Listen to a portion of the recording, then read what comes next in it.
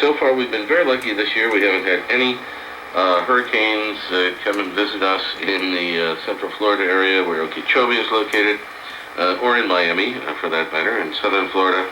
So we're very lucky. But there is an interesting article here in the supplement to, I'm not sure what newspaper, but it's from CBS 4 television here in Miami, by Craig Setzer, who is the chief meteorologist, about how Cubans and Americans cooperate on meteorological information, particularly when it comes to hurricanes. And this is something that I myself had noted several years ago when I used to cover these sorts of things for various networks in the U.S. and internationally.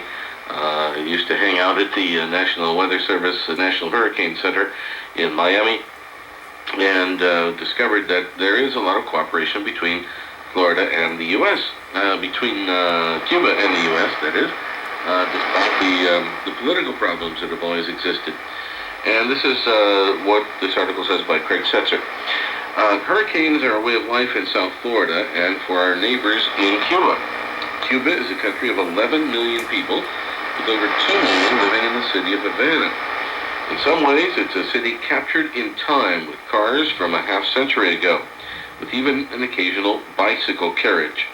But in other ways, it's a city that's had to keep up with weather technology. Western Cuba sees some of the highest number of hurricane hits in the entire Atlantic basin. Because of that yearly threat of a hurricane, communication and coordination is essential between the National Hurricane Center in the U.S. and the regional forecast centers around the Caribbean.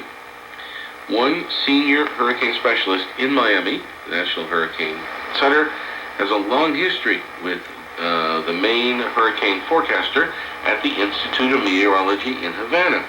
They were classmates in college. Dr. Jose Rubiera in Havana has been forecasting hurricanes since the 1980s and stresses the atmosphere doesn't know political boundaries and hurricanes don't need a visa to travel from Cuba to the United States. Since I was a boy, I was listening to my grandpa talking about hurricanes. October was the month of hurricanes, and it is something like folklore. It's something inside the culture of Cuba, said Rubiera. Dr. Lixian Avila in Miami said there is a rich scientific history of hurricanes in Cuba and can cite rules Cubans developed in the 1930s that apply to forecasting even today. All the books they have, all the little rules I always talk about when I go to AMS, American Meteorological Society meetings. The new generation, the new kids come out with the new rule. I pull out a book and say that was done in Cuba in 1930, said Avila. Both hurricane forecasters stress that communication and cooperation between the two countries has been and will continue to be the key to creating effective hurricane warnings that help save lives. We've been cooperating forever, always. There has never been a problem between the United States and Cuba in terms of weather. We exchange the data, we coordinate advisories, and that even happened during 1962, during the nuclear missile crisis, said Avila. A hurricane that goes through Cuba most likely will affect the United States. What about the next hurricane threat? Will the Cuban people listen and prepare? I would say that they respond very, very well, because when you say to people that they should evacuate because there's a danger of flooding or strong winds, they do their best. Sometimes they don't want to go to shelter, they go to a friend's home, said Rubiera. I hope that we don't have any hurricanes this year that affect Cuba or us, but if a hurricane comes, we are ready to work together as usual, said Avila. And they do. They cooperate quite a bit. Now, for this 2015 hurricane season, which we're right in the height of right now, there are some things that you need to know. And this will be of interest to our listeners in the Caribbean Basin area and in other parts of the world. I mean, there are also hurricanes in the Pacific area, which are known as cyclones or typhoons out there. But here's what you need to do to prepare for hurricanes, and everybody should do it if you're in a hurricane zone. Prepare, this is medical plans first. Prepare a detailed list of your medical regime. Wear medical alert tags or bracelets to identify your disability and or medical condition. Have at least a month's supply of your medications on hand. If you're a homebound patient and or are dependent on any medical device that requires electricity, contact your physician for his or her recommendation. If you're receiving home health care services, you must be sure that your service provider has developed a special hurricane plan for you. If you require oxygen, check with your supplier about emergency plans. If you evacuate, remember to take your medications, written instructions regarding your care, your walker, wheelchair, or cane, and special equipment such as bedding. Hospitals, we must remember, are not shelters. Hospital resources are already committed to those who need them most, and the hospital is not equipped to act as a shelter. Now, do's and don'ts for hurricanes. Do have a detailed hurricane plan that you're ready to follow. Do move to a safe place as close to home as possible in order to evacuate. Do tell someone outside the area where you plan to ride out the storm. Do have enough food and water to last at least 4 days. Do fill your car's gas tank well ahead of the storm. And do keep all of your windows closed. Now, don't go near fallen power lines. Don't go outside if the eye of the hurricane passes over you.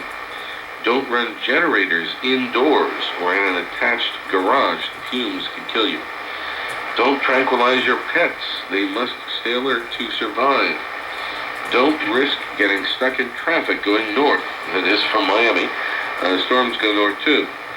And don't get caught trying to move your boat. Move it early. Well, there are various items that you should go out and shop for and have on hand for hurricanes.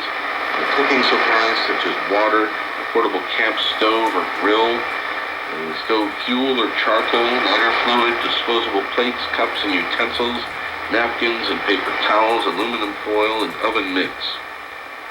Other things you want to have on hand: a manual can opener, not an electric one, a flashlight, one for each person, portable battery-powered lanterns, glass-enclosed candles, only for use after the storm, trash bags, battery-powered radio. Of course, you always want to have a battery-powered radio on hand, or solar-powered, a battery-powered cell phone charger, extra batteries, including batteries for hearing aids, a first aid kit, including aspirin, antibiotic cream, and antacids, sunscreen, waterproof matches, or butane lighter.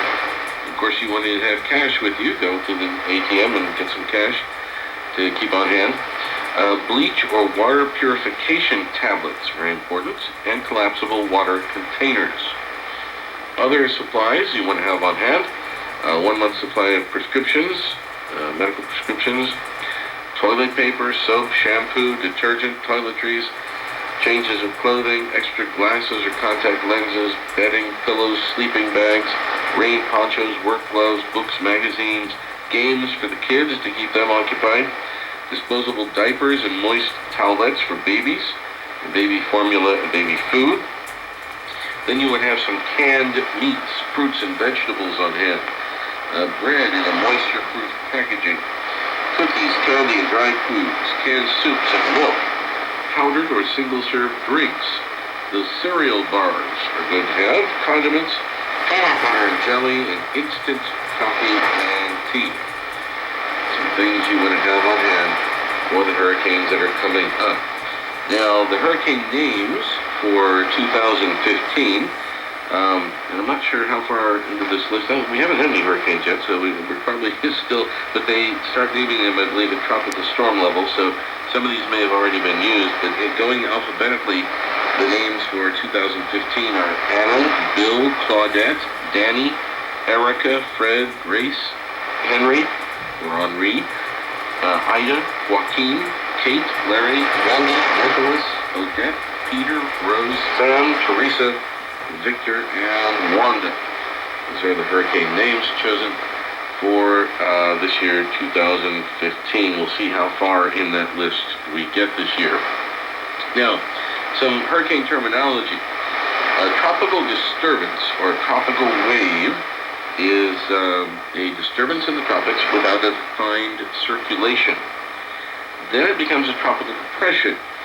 If it gets a little more defined, a rotating system of thunderstorms in the tropics with winds of less than 39 miles per hour.